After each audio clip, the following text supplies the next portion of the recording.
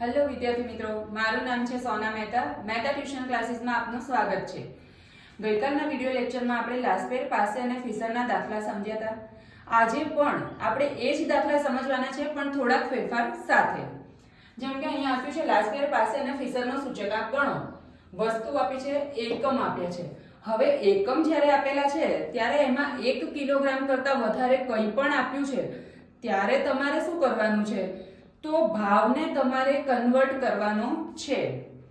તો અહીંયા 20 કિલોગ્રામનો ભાવ 300 રૂપિયા આપ્યો છે, એ પ્રમાણે તમારે ભાવને 1 કિલોમાં ફેરવવાનું છે. ક્વિન્ટલ આપ્યું છે, ક્વિન્ટલ એટલે કહેવાય કે 100 કિલો, તો એનો ભાવ પણ તમારે ફેરવવો પડશે. પછી કિલોગ્રામ, મીટર, લીટર, તો કંઈ ફેરફાર નથી થતો. પણ પછી આપ્યું છે ડઝન, તો ડઝન એટલે થાય 12 નંગ, તો એનો ભાવ પણ તમારે ફેરવવો પડશે. તો હંમેશા જ્યારે પણ એકમમાં 1 કિલો કરતાં વધારે કંઈ પણ આપે છે ત્યારે તમારે ભાવ ફેરવવાનો રહે છે. એના માટે સામાન્ય સૂત્ર છે ભાવ ભાગ્યા એકમ. બીજી વસ્તુ કે જથ્થો, તો જથ્થો ક્યારે ફેરવવાનો થાય છે? તો જથ્થો ફક્ત બે જ સંજોગોમાં ફેરવવાનો થાય છે. એકમમાં કિલોગ્રામ આપ્યું હોય અને જથ્થામાં ગ્રામ આપ્યું હોય ત્યારે જ જથ્થો ફરે છે. તો જથ્થાને ગ્રામને કિલોગ્રામમાં ફેરવવા શું કરવાનું છે? તો 1000 ગ્રામ બરાબર 1 કિલોગ્રામ થાય છે, એટલે કે 1200 ગ્રામ આપ્યું છે તો તમારે છેદમાં 1000 એટલે કે 1200 ભાગ્યા 1000 કરવાનું છે. મતલબ કે ગ્રામને કિલોગ્રામમાં ફેરવવા માટે તમારે હંમેશા ભાગ્યા 1000 કરવાનું છે. બીજી વાત કે બીજો જથ્થો ક્યારે ફરે છે? તો જેમ અહીંયા ડઝન, એક ડઝન જ છે, એના બદલે અહીંયા 5 ડઝન આપ્યું હોય અને પછી જથ્થામાં નંગ આપ્યું છે તો એ નંગને તમારે ડઝનમાં કન્વર્ટ કરવું પડે. કઈ રીતે? તો જે પણ નંગ આપ્યા છે એના ભાગ્યા 12 કરવાનો.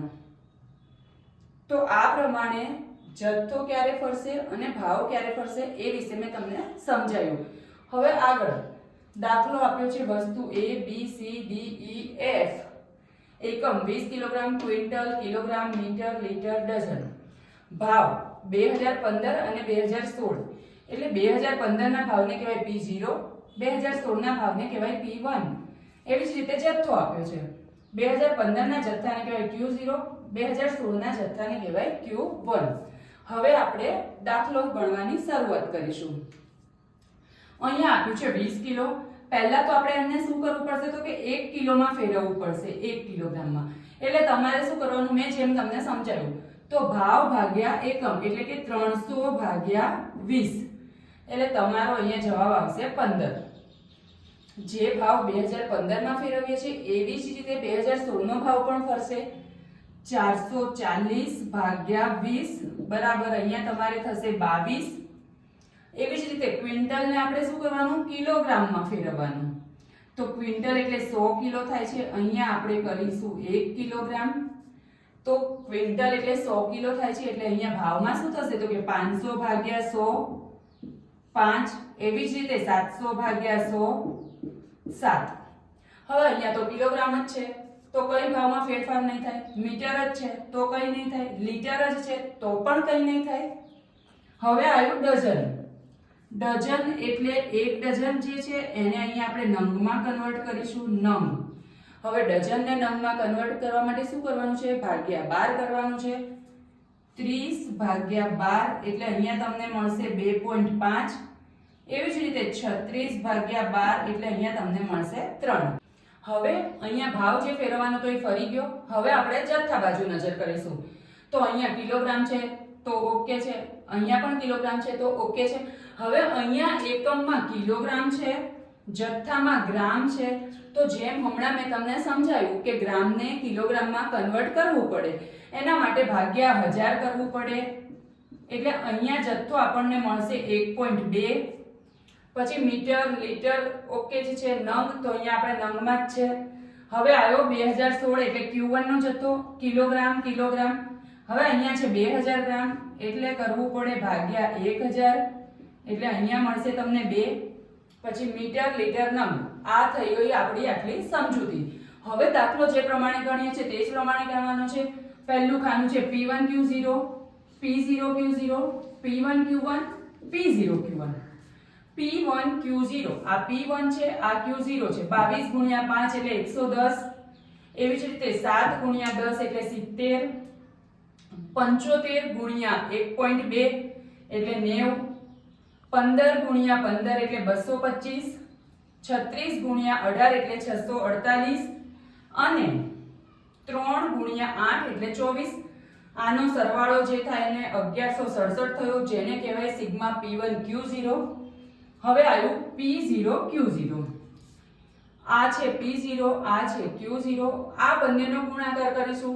15 ગુણ્યા 5 75, 5 ગુણ્યા 10 50, 60 ગુણ્યા 1.2 એટલે 72, 14.25 ગુણ્યા 15 એટલે 213.75, 32 ગુણ્યા 18 576, 2.5 ગુણ્યા 8 બરાબર 20. આ સરવાળો થયો 1006.75, જેને કહેવાશે sigma P0 Q0. P1 Q1. આ છે P1, આ છે Q1. 22 ગુણ્યા 8 એટલે 176, 7 ગુણ્યા 15 105, 75 ગુણ્યા 2 150, 15 ગુણ્યા 25 375, 36 ગુણ્યા 30 1080 અને 3 ગુણ્યા 10 એટલે થયું 30. આનું ટોટલ થયું 1916, જેને કહેવાય સિગ્મા P1 Q1. હવે લાસ્ટ P0 Q1. આ છે P0, આ છે Q1. 15 ગુણ્યા 8 એટલે 120, 5 ગુણ્યા 15 એટલે 75, 60 ગુણ્યા 2 એટલે 120, 14.25 ગુણ્યા 25 એટલે 356.25, 32 ગુણ્યા 30 960 અને 2.5 ગુણ્યા 10 25. આનું ટોટલ થયું 1656.25, જેને કહેવાય સિગ્મા P0 Q1. સૂત્ર આપણે સમજ્યા હતા એ જ પ્રમાણે લાસ્ટ પેયરનો સૂચકાંક IL બરાબર સિગ્મા P1 Q0 એના છેદમાં સિગ્મા P0 Q0 ગુણ્યા 100. 1167 ભાગ્યા 1006.75 ગુણ્યા 100. તમારો જવાબ આવ્યો 115.92. પાસેનો સૂચકાંક જેનું સૂત્ર છે IP બરાબર સિગ્મા P1 Q1 છેદમાં સિગ્મા P0 Q1 ગુણ્યા 100. 1916 છેદમાં 1656.25 ગુણ્યા 100.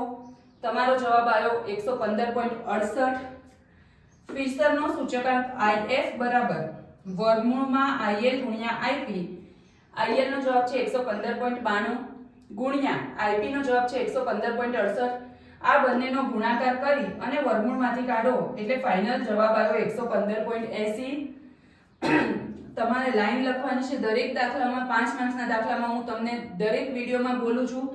આધાર વર્ષની સરખામણીમાં ચાલુ વર્ષમાં થતો વધારો 115.80 માઈનસ 100 બરાબર 15.80% વધારો. આજે આપણે લાસ્ટ યર પાસે અને ફિશરની એક સ્ટેપ આગળ વાળો દાખલો સમજ્યા. આશા રાખું છું તમને દાખલામાં પૂરેપૂરી સમજ પડી હશે. કંઈ પણ ક્વેરી હોય તો કમેન્ટ બોક્સમાં જરૂર જણાવજો. વિડીયોને લાઈક કરો, શેર કરો અને ચેનલને સબસ્ક્રાઇબ કરો. મળીએ નેક્સ્ટ વિડીયોમાં.